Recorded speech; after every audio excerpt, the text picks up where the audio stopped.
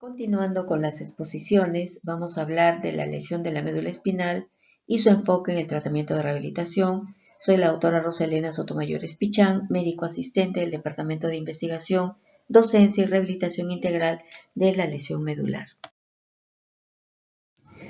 En cuanto a la definición, es todo proceso o daño en la médula espinal que afecta la conducción de las señales motoras, sensoriales y del sistema nervioso autónomo a nivel de la lesión. Solo para reforzar algunos aspectos anatómicos,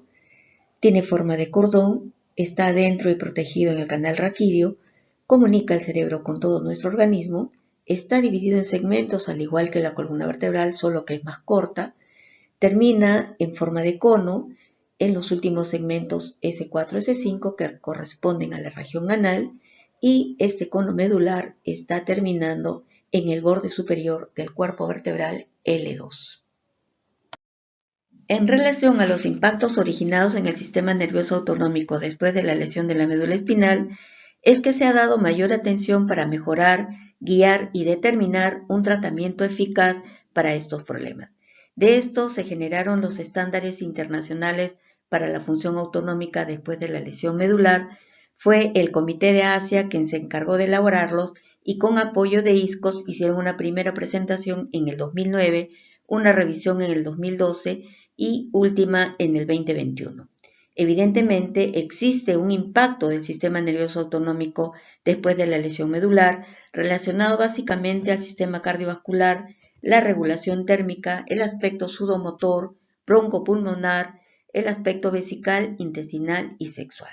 No olvidemos que el sistema nervioso simpático abarca prácticamente toda la médula espinal y va desde T1 hasta L2, que su neurona preganglionar se encuentra en el asta intermedio lateral de la médula de la sustancia gris, y su axón va a salir por el asta anterior y va a hacer sinapsis a nivel de la cadena simpática con una neurona postganglionar, y el axón de esta neurona postganglionar va a ir a la inervación del órgano blanco o STASH a nivel del ganglio celaco, el mesentérico superior o el mesentérico inferior, y van a dar inervación a todos estos órganos y vísceras que vemos en el lado derecho. Sin embargo, el parasimpático, su representación es básicamente cráneo sacral, y a nivel están ubicados 4 pares craneales a nivel del tronco,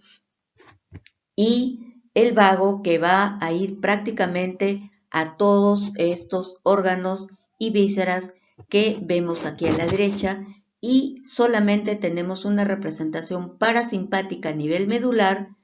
a nivel de S2 a S4, que se va a encargar del tercio inferior del colon, de la ampolla, la vejiga y los órganos sexuales.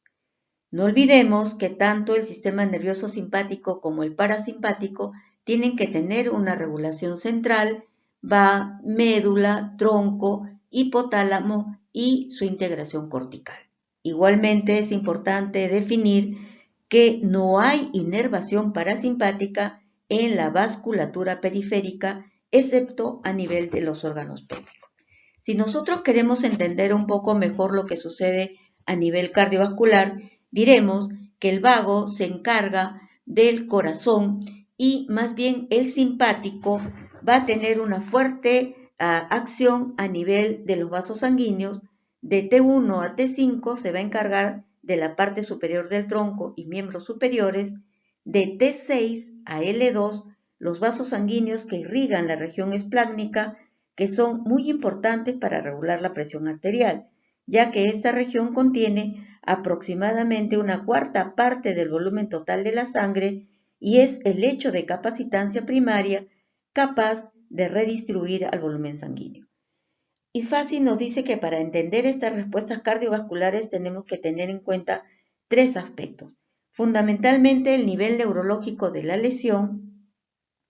la doble inervación parasimpática y simpática a nivel cardíaco, y los segmentos espinales del sistema nervioso simpático que controlan el tono vascular y en particular todo el lecho vascular esplácnico sin ninguna influencia parasimpática. Y esto tendría que ver directamente con todo lo que sucede en relación a la disreflexia autonómica y la hipotensión ortostática, como veremos posteriormente. Cuando nosotros hablamos del aspecto de termorregulación, no es otra cosa que el deterioro de la capacidad para redistribuir la sangre de compartimentos periféricos a centrales y viceversa. Debido a la alteración del control vasomotor periférico y lechos vasculares espláncnicos, es frecuente en personas con lesión de médula espinal iguales o superiores a T6 tener una limitación en la capacidad para regular la temperatura en ambientes de frío o calor. Y en el aspecto sudomotor, no olvidar que la inervación de las glándulas sudoríparas a nivel de la cara van de T1 a T4, de las extremidades superiores y el tronco superior de T2 a T8 y T9L2 se está encargando de la parte inferior del tronco y los miembros inferiores. Por lo tanto, se dice que el grado de control estaría directamente relacionado con el nivel neurológico de la injuria. En el aspecto broncopulmonar, no olvidemos que hay una intervención directa de la vía somática en los músculos respiratorios, pero que también hay una participación del sistema autonómico a predominio parasimpático, porque se va a encargar de la inervación de la musculatura lisa de tráquea y bronquios a través del nervio laringio y el vago, y que van a originar una acción excitatoria colinérgica produciendo una broncoconstricción, y una participación simpática escasa, pero que estaría a cargo de beta-adrenérgicos originando una broncodilatación. Y en relación al aspecto intestinal, vesical y sexual, no olvidemos que la intervención simpática va de T10 a L2, que en el aspecto vesical tenemos receptores beta-adrenérgicos a nivel del cuerpo y alfa-adrenérgicos a nivel del cuello, y por lo tanto estarían directamente relacionados con el llenado vesical, y el parasimpático, que tiene receptores colinérgicos a nivel del detrusor, es el que estaría relacionado con el vaciado porque va a producir una contracción del detrusor. En relación al aspecto sexual, no olvidemos que T10 a L2 tiene que ver directamente con la erección psicógena y con la fase de emisión, que es la primera fase de la eyaculación. En cambio, el parasimpático tiene que ver directamente con la erección refleja y con la eyaculación propiamente dicha, compartido con la vía somática. En tal sentido que hay que tener en cuenta siempre que el nivel neurológico de la lesión es muy importante a determinar, y que se va a dar estas disautonomías de acuerdo a este nivel de la lesión, que lo tenemos que determinar con los estándares internacionales ya conocidos, al igual que también establecer el tipo de lesión. En la parte inferior les he colocado la bibliografía del cual he tomado las imágenes, y en cuanto a la disfasia lo tenemos en la bibliografía central. Esta lámina es para enfatizar sobre las etiologías de la médula espinal. No olvidemos que las enfermedades infectocontagiosas y congénitas vienen ocupando los primeros lugares en estudios que se han realizado en nuestra institución, y que son enfermedades que se pueden y deben prevenirse. Por otro lado, la OMS ha alertado también sobre la tuberculosis, que viene aumentando en países poco desarrollados. Siempre las traumáticas siguen siendo las más frecuentes, y para recordarles que se pueden registrar con el CIE-10 solo dos códigos, el G95.8 para las enfermedades de la médula espinal y T09.3 para las traumáticas. No contamos con datos a nivel nacional y se hace necesario saber sobre aspectos epidemiológicos y así poder dirigir mejor nuestros recursos. Cuando nosotros hablamos de la fisiopatología de las lesiones medulares traumáticas,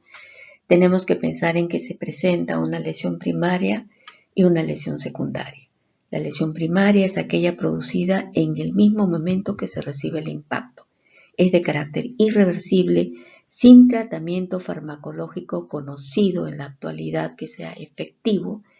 descrita mayormente como una lesión compresiva contusiva,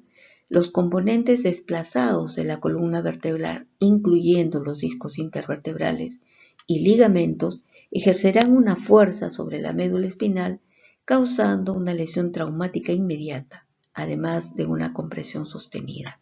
Las lesiones incluyen cizallamiento, laceración, estiramiento agudo y lesiones repentinas por aceleración y desaceleración. En cuanto a la lesión secundaria, ocurre tras una serie de eventos fisiopatológicos caracterizados por una cascada de eventos desencadenados a raíz de la lesión primaria que ocurre de horas a días después de la lesión o injuria primaria, expandiendo la zona de lesión neuronal y exacerbando el déficit neurológico, lo que da una presentación clínica final que representará la suma de los efectos de las lesiones primaria y secundaria y convencionalmente en base a los hallazgos fisiopatológicos, histopatológicos, los mecanismos secundarios de la lesión se han dividido en subfases continuas. La etapa aguda, comprendida dentro de las primeras 48 horas, la etapa subaguda, las primeras 2 semanas, la etapa intermedia, entre 2 semanas a 6 meses, y la etapa crónica mayor de 6 meses. Como ejemplo, tendríamos acá una lesión primaria originada por el accidente de tránsito, en la cual se presenta la fractura del cuerpo vertebral, los fragmentos óseos y el desgarro de ligamentos espinales van a impartir una fuerza directa a la médula y a menudo una compresión sostenida, originando destrucción del parénquima neural, interrupción de la red axonal, hemorragia y ruptura de la membrana glial. Como vemos en la resonancia magnética, cómo el cuerpo vertebral desplazado está originando una fuerza directa y deformación del cordón y una compresión sostenida hasta que esto no sea aliviado. Esto es muy importante porque los principales determinantes de la gravedad de la lesión de la médula son la extensión de la destrucción inicial y la duración de la compresión. Esto seguido de la lesión secundaria, que implica ya no solo el daño mecánico, sino también un daño químico porque hay liberación de sustancias que originarán una disfunción vascular, edema, isquemia, excitotoxicidad, cambios electrolíticos, producción de radicales libres, inflamación severa que va a determinar una muerte celular programada o apoptosis. Mientras los déficits neurológicos se presentan inmediatamente después de la lesión, esta lesión secundaria resultará en un periodo prolongado de destrucción tisular.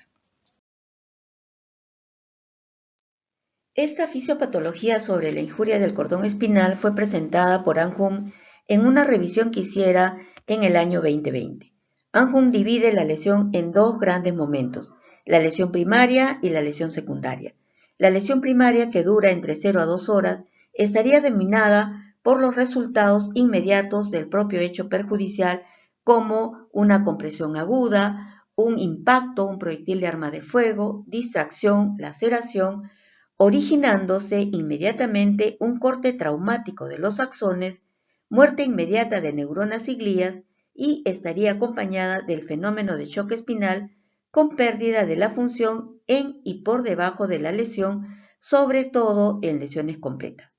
El primer cambio patológico detectable en este momento es la inflamación generalizada de la médula, con hemorragia de la sustancia gris central, muerte necrótica celular, ya sea por la disrupción mecánica directa de la membrana celular o isquemia causada por disrupción vascular. Además, habría ruptura microvascular con hemorragia petequial en la sustancia blanca circundante. Al continuar la hemorragia y el edema conllevan a una isquemia del cordón y damos pase a la lesión secundaria con la fase aguda que dura entre 2 a 48 horas en la que habría además edema vasogénico con liberación de sustancias como el N-metil de aspartato, el alfa-aminohidroximetilisoxazol propiónico, el cainate y otras sustancias metabotrópicas y ionotrópicas que van a conllevar a la liberación excesiva del glutamate, que es el principal causante de la excitotoxicidad celular, porque va a producir un desbalance iónico y alteración de la permeabilidad de la membrana y por lo tanto alteración en la entrada de sodio y de calcio, dando pase ya a la fase subaguda, cuya duración es de entre 2 días a 2 semanas e inicia con la fosforilación mitocondrial causada justamente por esta elevación de este calcio citosólico que es el responsable de activar proteasas dependientes de calcio, causando disfunción mitocondrial que conduce a la muerte celular apoptótica. Pero además, en esta fase subaguda hay la producción de sustancias reactivas de oxígeno y sustancias reactivas de nitrógeno que tienen que ver directamente con la peroxidación lipídica y el daño proteico. ¿Por qué? Porque esas especies o sustancias reactivas de oxígeno y nitrógeno van a causar un daño oxidativo en el ADN, oxidación de proteínas y peroxidación lipídica. Se dice que el pico máximo de estas sustancias estaría entre las 12 horas y primera semana de la lesión y retornando a sus valores basales entre la cuarta y quinta semana de producida la lesión. Todos estos procesos van a causar una mayor neuroinflamación, mayor liberación de linfocitos B y T y otras sustancias como la CD4, que son sustancias que promueven la gliosis y muerte celular, dando pase así a la fase crónica, pero antes de eso mencionarles que hay otros autores que refieren que entre esta fase subaguda y esta fase crónica existiría una fase intermedia que duraría entre 2 semanas a 6 meses y estaría caracterizada fundamentalmente por la maduración continua de la cicatriz astrocítica. Sin embargo, Anjum da pase de la fase subaguda directo a la fase crónica, representada ya por la apoptosis y necrosis con liberación del factor de necrosis tumoral alfa, la interleuquina 2 y el interferón, que van a originar la degeneración axonal aguda, la remodelación axonal y la desmielinización. Y se va a ver la degeneración retrógrada con la muerte axonal y la degeneración anterógrada con la degeneración valeriana, terminando en formarse ya la cicatriz glial, gliosis o astrogliosis. Esta lámina es la representación esquemática de las diferentes fases de la injuria del cordón. Vemos una fase inicial o inmediata representada por una disrupción axonal, o sea, un daño axonal, muerte neuronal y glial, en la cual también habrá edema e isquemia, seguida de una fase aguda que ya daría inicio a la lesión secundaria, en la cual va a continuar la hemorragia, el edema y un infiltrado numeroso de células inflamatorias y de sustancias como el glutamate, que es la responsable directa de la excitotoxicidad, de la necrosis o de la apoptosis celular, que conllevaría finalmente a la desmielinización. Sigue una fase intermedia que algunos autores la mencionan, que estaría dada entre los 2 semanas y 6 meses, caracterizada por la disrupción de la membrana glial y la formación y maduración de esta cicatriz glial, y en la que se ha observado por algunos autores un brote axonal, sobre todo en ratas. Ya también se vienen formando microquistes que en la fase crónica va a verse ya la formación de la cicatriz, continuando su maduración y formación y el desarrollo ya del quiste y la degeneración valeriana. Desde las fases subaguda e intermedia, la muerte celular apoptótica y necrótica continuará dejando cavidades microquísticas y eventualmente se van a unir para formar formidables barreras a la regeneración en la fase crónica. El quiste es la característica distintiva de la injuria del cordón espinal. La formación quística conduce a la siringomielia en aproximadamente 1/3 de los pacientes con lesión de médula espinal con mayor compromiso neurológico. Las complicaciones relacionadas con la siringomielia se observan a menudo en la injuria del cordón espinal, pero la fisiopatología de esta siringe es poca conocida. ¿Por qué es importante conocer todo lo que sucede en estas diferentes fases y qué sustancias se liberan durante las mismas, en qué momento y en qué tiempo? Porque el tratamiento deberá estar dirigido en relación a los acontecimientos ocurridos en cada una de estas fases y se verá el tratamiento más dirigido, sean neuroprotectores, sean neuroregeneradores o inmunomoduladores, dependiendo del tiempo y del estado en que se encuentre esta lesión del cordón. Acá estamos observando un cordón espinal sano y en la parte inferior un daño del cordón en la que evidenciamos las células totalmente desordenadas, astrocitos, fibroblastos, fibrocitos, oligodendrocitos y macrófagos que están rodeando la zona de lesión y formando un denso tejido fibroso que funciona como una verdadera barrera física y bioquímica porque están secretando constantemente el sulfato de condroitín proteinglicano, que sería una sustancia que estaría inhibiendo el crecimiento de neuritas y la migración celular regenerativa. Se puede considerar que en promedio de 1 a 2 años después de la lesión, los déficits neurológicos se han estabilizado y la lesión ha madurado por completo. La lesión en sí se caracteriza por la cavitación quística, la mielomalacia, representando la etapa final de muerte necrótica después de la injuria del cordón. Las estrategias terapéuticas estarían dirigidas a alentar la regeneración o brotes de axones interrumpidos,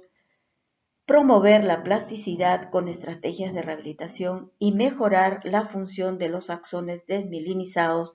con medidas farmacológicas o sustratos de trasplante celular que puedan potencialmente remielinizarse. En cuanto al diagnóstico, pronóstico y metas, pienso particularmente que el nivel neurológico de la lesión y el tipo de lesión nos ayudará a determinar muy bien estos 3 aspectos. Desde hace muchos años se viene intentando una comunicación más fluida a nivel mundial. Primero empezamos con Frankel y después ya la Asociación Americana de Lesión Medular, ASIA, viene estableciendo ya los estándares internacionales para la clasificación neurológica de la lesión de la médula espinal y las viene revisando anualmente, inclusive ya se viene aplicando una versión larga y una versión corta. La larga es para investigaciones y la versión corta para una aplicación más práctica en nuestros pacientes. Esto incluye una valoración sensorial y motora de la médula espinal con un examen sistemático de los dermatomas y miotomos, quedando establecido como nivel neurológico el segmento más caudal de la médula espinal con función sensorial normal y función motora antigravitatoria 3 a más a ambos lados del cuerpo. Los segmentos rostrales a estos deben ser normales y es un nivel único.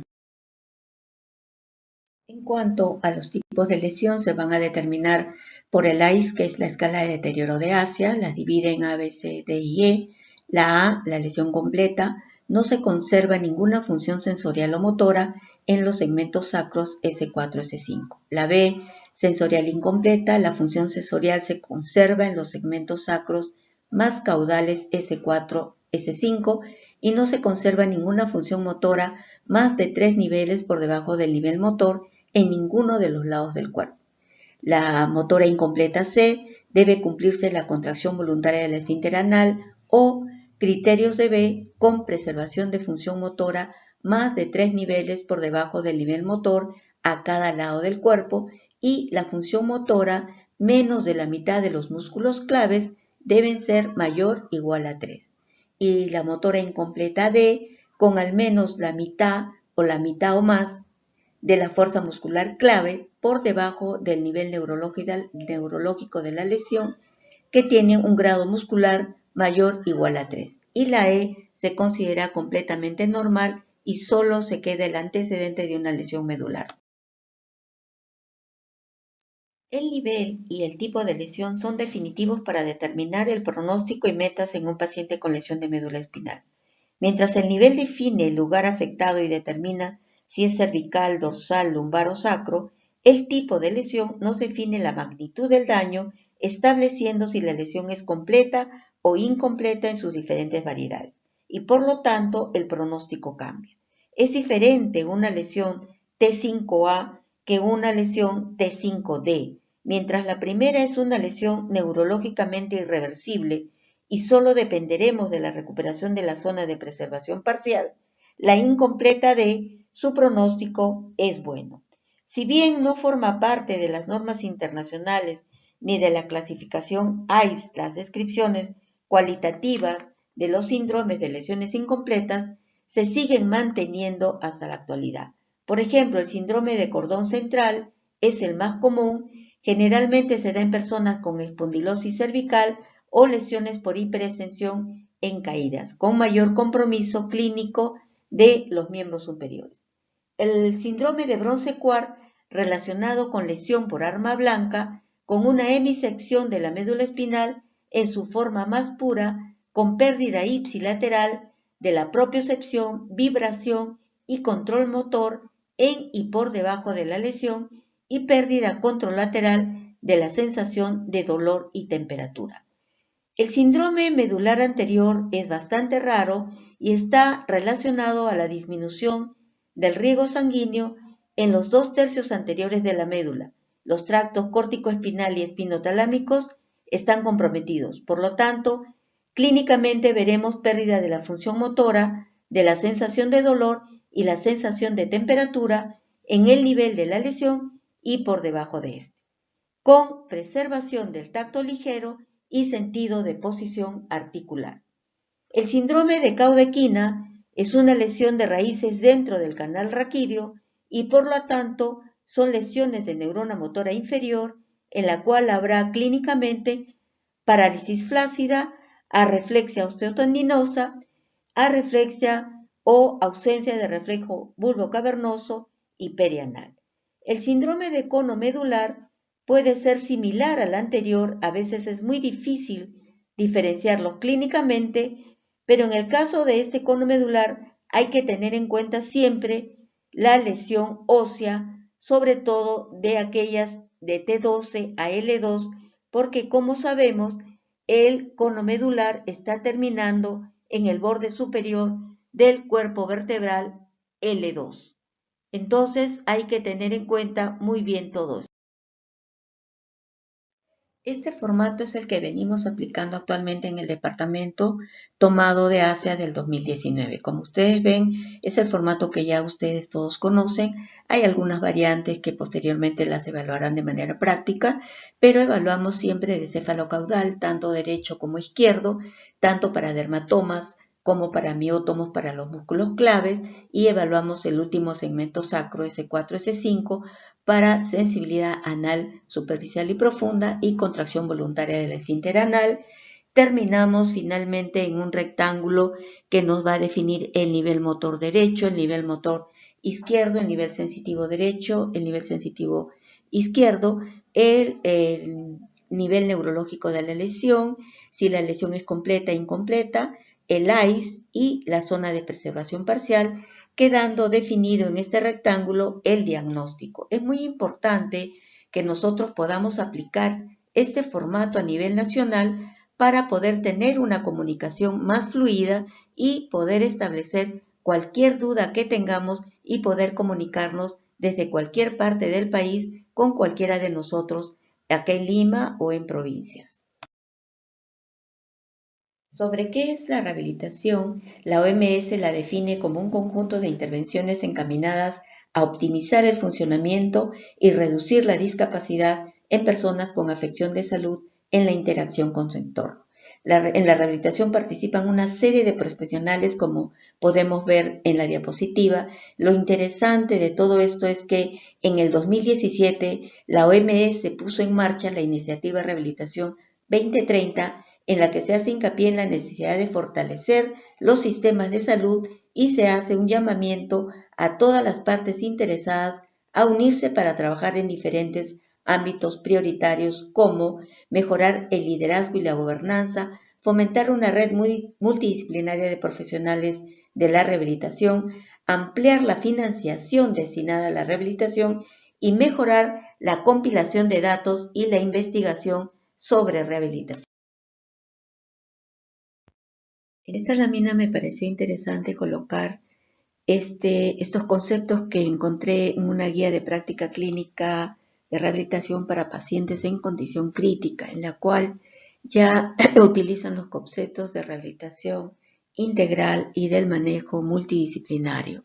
que busca a través de procesos terapéuticos, educativos, formativos y sociales el mejoramiento de la calidad de vida y la plena integración del discapacitado a su medio familiar, social y ocupacional, articulada y armonizada en el desarrollo de habilidades funcionales, ocupacionales y sociales, capaz de prever con tiempo suficiente todas las posibles secuelas acarreadas por la enfermedad o la lesión. Entonces ya estamos viendo cómo este enfoque de tratamiento integral de rehabilitación y manejo multidisciplinario ya se viene utilizando para otras condiciones en otro tipo de pacientes. Estos conceptos del trabajo en equipo son muy importantes, han sido definidos hace muchísimos años por la OPS, pero es importante siempre tenerlos presentes. Se habla del trabajo en equipo como un proceso dinámico, abierto y participativo de la construcción técnica, política y social del trabajo en salud. Las características del trabajo en equipo incluyen la autonomía relativa de cada profesional, la interdependencia entre los distintos profesionales en la ejecución de las acciones, la horizontalidad que va a venir desde el que dirige el equipo, la flexibilidad, la creatividad y la interacción comunicativa, todo esto basado en el concepto de competencias,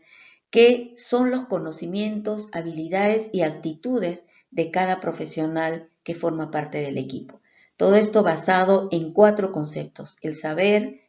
hacer, el querer hacer y el poder hacer. ¿Es necesario tener conocimiento? Sí, y eso es el saber. La habilidad para poner en práctica los conocimientos es el saber hacer. Estar motivado y tener actitud es el querer hacer. Y disponer de los medios y recursos necesarios es el poder hacer. Yo creo que esos conceptos son fundamentales a tener en cuenta para que el equipo salga adelante y cumpla sus metas. Hemos visto en la lámina anterior las características del trabajo en equipo. Yo solo les aconsejaría, en el caso del manejo del paciente con lesión medular, involucrar a la familia desde un inicio para que conozca los aspectos de la lesión medular que afectan a su paciente, ver los logros que alcanza para no caer en la sobreprotección, puedan evitarse complicaciones cuando estén en casa y ser un apoyo y estímulo constante para lograr una integración sociolaboral en la medida de lo posible. Esta lámina es para presentarles de manera esquemática cómo venimos trabajando. Nosotros trabajamos con diversas especialidades de manera interdisciplinaria. Pensamos que la UCI, neurología y neurocirugía, lo mismo que traumato y ortopedia, deberían estarnos realizando las interconsultas desde el inicio de la lesión medular para evitar mayores complicaciones. Igualmente, infectología, medicina interna, urología y cirugía plástica, que son especialidades que nosotros seguimos en el tiempo con ellas porque estamos en seguimiento permanente con nuestros pacientes en relación a las complicaciones que se generan de la lesión medular.